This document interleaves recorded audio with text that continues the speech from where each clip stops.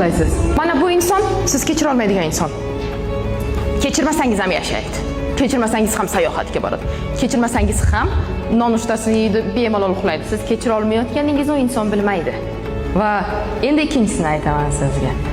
Kechirsangiz ham u shunday yashaydi. Kechirsangiz ham u ovqatini yeydi, nonushtasini yeydi.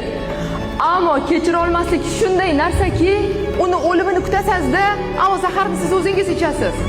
Kechirish siz uchun kerak. Sizni qalbingizda yashaydi bularning hammasi. Va biz nega kechirmaymiz, bilasizmi?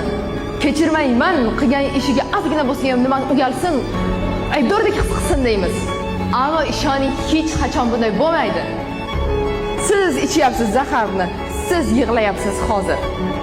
Siz nonushta yeyotganingizda ichiga zahar qo'shib yeyapsiz. Kechira olmaslik mana shunday narsa.